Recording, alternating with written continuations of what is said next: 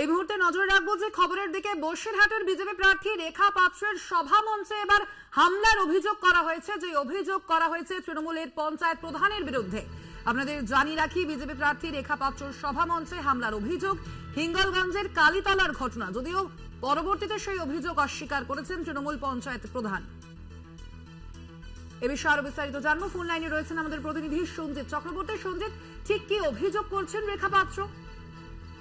বসিরহাট বিজেপির লোকসভা প্রার্থী হচ্ছে রেখা পাত্র এবং বিজেপির নেতৃত্বে আজকে হিঙ্গলগঞ্জের কালীতলা গ্রাম পঞ্চায়েতের একটি মঞ্চ করা হয়েছিল, সেখানে বক্তব্য রাখবেন। বক্তব্য রাখতে গিয়ে বিশেষ করে রেখা পাত্রকে সামনে করে অর্চনা মজুমদার, তিনি স্থানীয় তৃণমূল প্রধান অর্থাৎ কালীতলা গ্রাম পঞ্চায়েতের প্রধান শ্যামল মন্ডলকে সে শাহজালার সঙ্গে তুলনা করা হয়েছে এবং তিনি পাশাপাশি এটাও বলা হয়েছে যে ইডি সিবিআই কে ভয় দেখানো হয়েছে, অর্থাৎ এই প্রধানের বিরুদ্ধে অভিযোগ।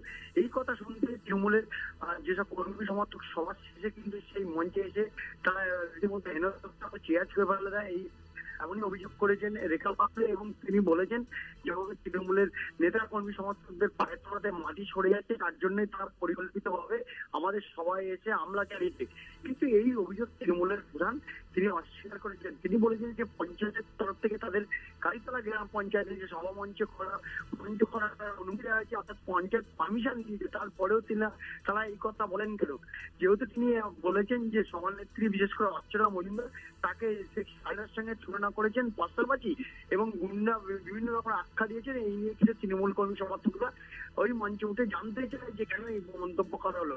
এই নিয়ে বাক বিতণ্ডা একটু জড়িয়েছিল, তারপরে আবার স্বাভাবিক হয়। এই অভিযোগ সম্পূর্ণ অস্বীকার করেছে তৃণমূলের প্রধান। পাশাপাশি এই নিয়ে ঘটনাস্থলে কিন্তু হেমনগর কোস্টাল থানার পুলিশ আছে এবং একরাশ খুব উগড়ে দেয় বিজেপি প্রার্থী রেখা পাত্র। তিনি বলেছেন যে আমরা গণতান্ত্রিক পদ্ধতিতে সভামঞ্চ সেখানে গিয়ে বক্তব্য রাখার চেষ্টা করেছিলাম, মঞ্চের মাঝখানে এসে তারা কিন্তু রীতিমতো হেনস্থা করে এবং হামলা করে বলে অভিযোগ। কিন্তু এই অভিযোগ উড়িয়ে দিয়েছে তৃণমূলের প্রধান শ্যামল মন্ডল। একদমই ধন্যবাদ তোমায়। আমরা কথা বললাম, আমাদের প্রতিনিধি সঞ্জিত চক্রবর্তী ছিলেন ফোন লাইনে। এর পাশাপাশি বসিরহাটের বিজেপি প্রার্থী রেখা পাত্র এই হামলা প্রসঙ্গে কি বলেছেন শোনাবো। দেখুন, আজকের এই হিঙ্গলগঞ্জে ওখানে আমরা কালীতলার ওখানে আমরা যে সভাটা করেছি, যেখানে আমরা এত মানুষের আমরা ছাতে পেয়েছি, হয়তো টিএমসির গুন্ডাবাহিনীরা ভয় পেয়ে গেছে। ওই জন্য টিএমসির গুন্ডাবাহিনীদের কাজ এটা, টিএমসির গুন্ডাবাহিনীরা করে আসছে, করবে। আর এই বসিরহাটে আজকের মানুষ এক হয়েছে, ওই জন্য আজকের বসিরহাটের মানুষ এক হয়েছে দেখে ওনারা ভয় পাচ্ছে। আর যে সন্ত্রাসবাদী যারা এতদিন সন্ত্রাসী করে এসছেন, যারা গুন্ডা বাহিনী তারা এতদিন মানুষের প্রতি অত্যাচার করে এসে সেই নেশাটা তো ছাড়তে পারছেন না।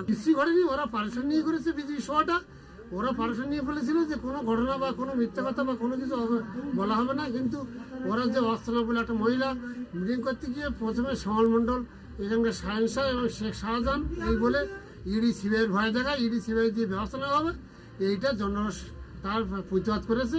যে মিটিংয়ের পরে লাস্টে সব মিটিং শেষ হয়ে গেলে গিয়ে বলেছে যে শ্যামল মন্ডল কি করেছে।